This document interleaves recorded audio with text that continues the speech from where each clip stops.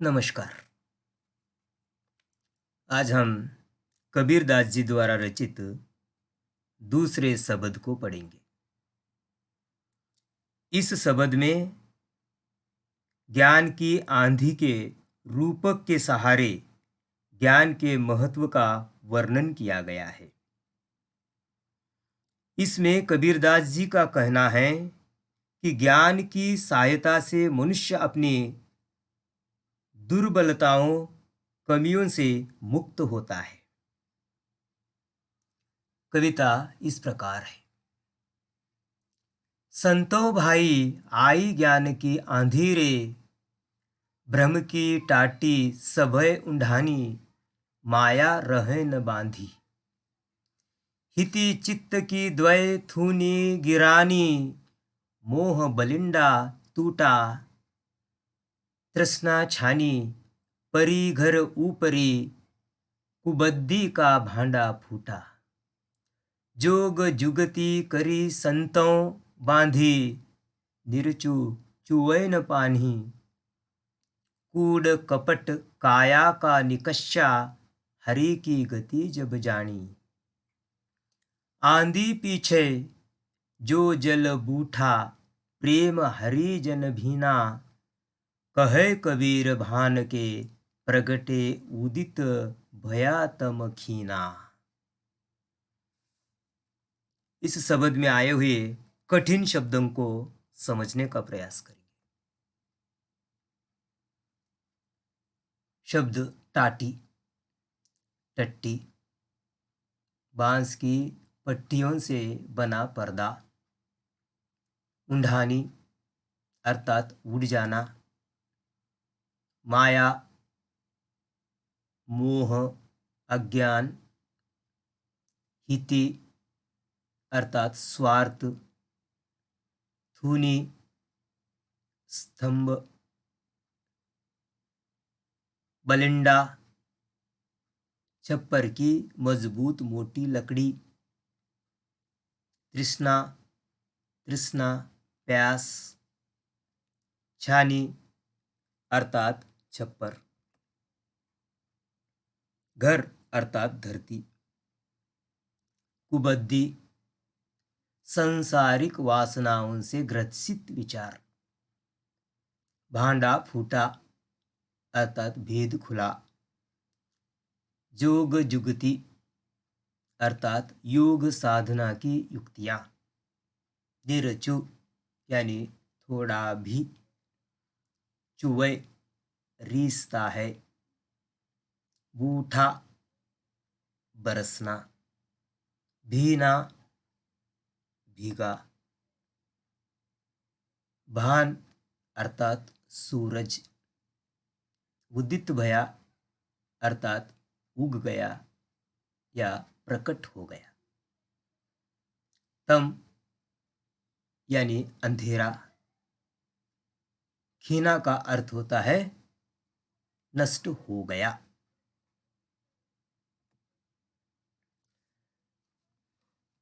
इस शब्द को समझने की कोशिश करेंगे।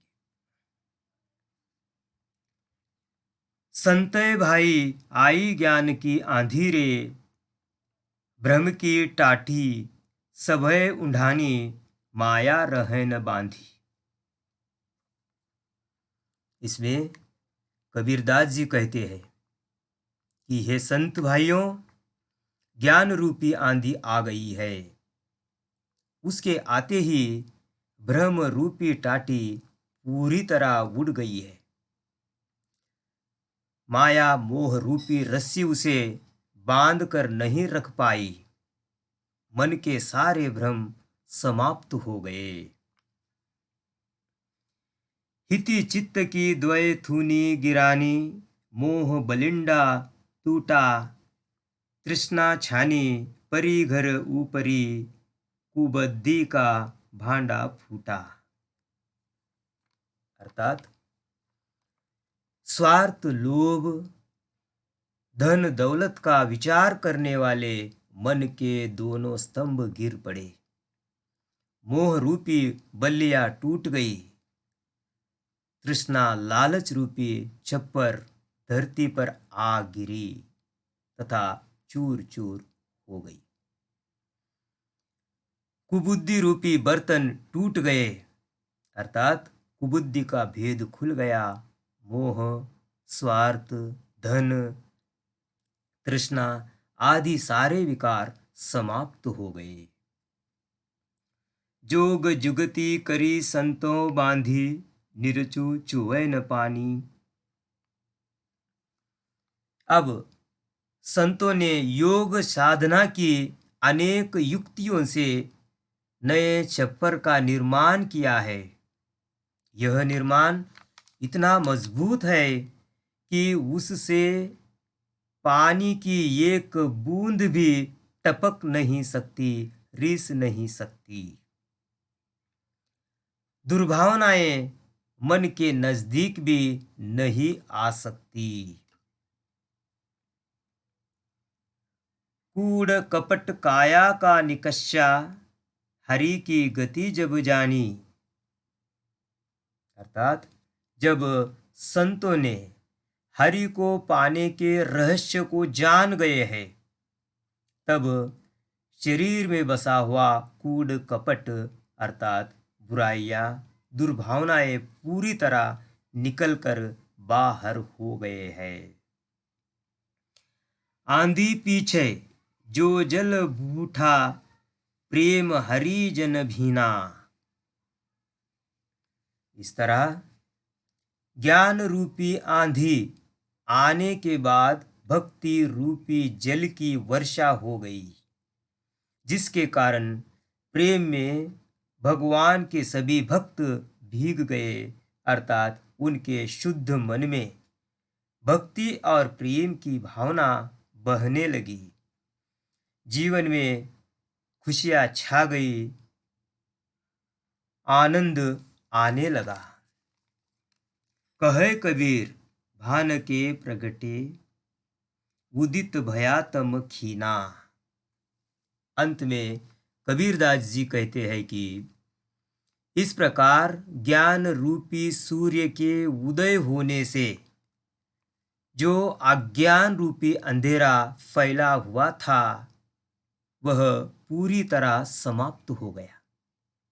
अर्थात संपूर्ण ज्ञान के प्राप्त होने से सभी प्रकार के भ्रम, लोभ, मोह आदि कुभावनाएं पूरी तरह समाप्त हो गए तथा जीवन सुखमय हो गया।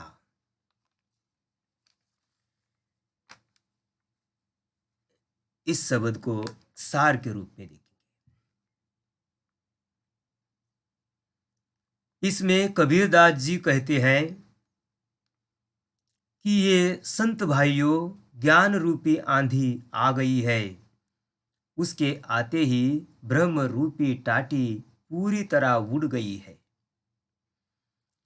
माया मोह रूपी रस्सी उसे बांध कर नहीं रख पाई। मन के सारे भ्रम समाप्त हो गए। स्वार्थ, लोभ, धन दौलत का विचार करने वाले मन के दोनों स्तंभ गिर पड़े। मोह रूपी बल्लियां टूट गई, तृष्णा लालच रूपी छप्पर धरती पर आ गिर पड़ी तथा चूर चूर हो गई। कुबुद्धि रूपी बर्तन टूट गए, अर्थात कुबुद्धि का भेद खुल गया। मोह, स्वार्थ, धन, तृष्णा आदि सारे विकार समाप्त हो गए। अब संतों ने योग साधना की अनेक युक्तियों से नए छप्पर का निर्माण किया है।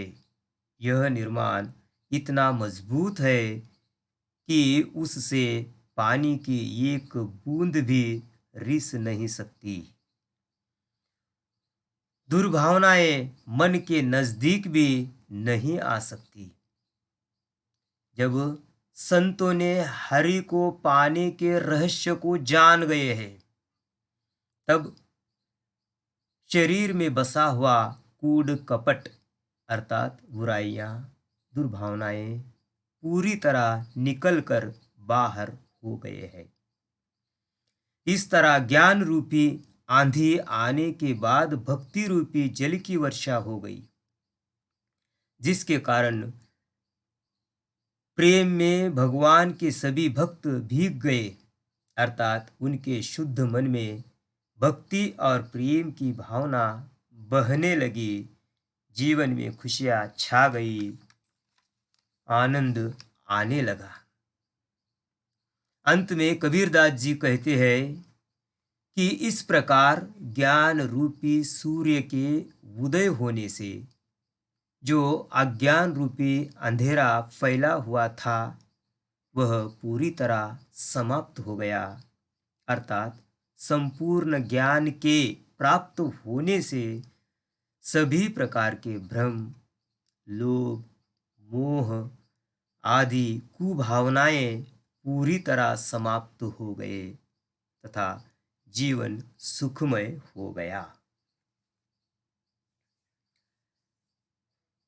इसमें अज्ञान के नष्ट होने, ज्ञान का उदय होने का प्रभावशाली वर्णन किया गया है। मोह ममता की समाप्ति को छप्पर के गिरने के द्वारा प्रकट किया गया है। संयम नियम को योग मुक्ति द्वारा बताया गया है। भक्ति के आनंद को वर्षा के जल द्वारा प्रकट किया गया है। कवि के भावों में आवेग, गति और जोश है। माया के दो अर्थ हैं,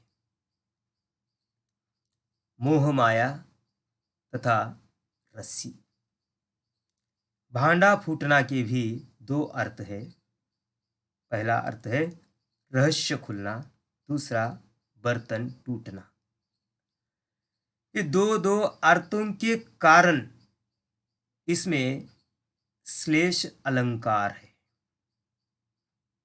तुक, लय और संगीत का ध्यान रखा गया है तथा अनुप्रास और स्वर मैत्रीय अलंकारों के प्रयोग से पद मनोरम बन गया है।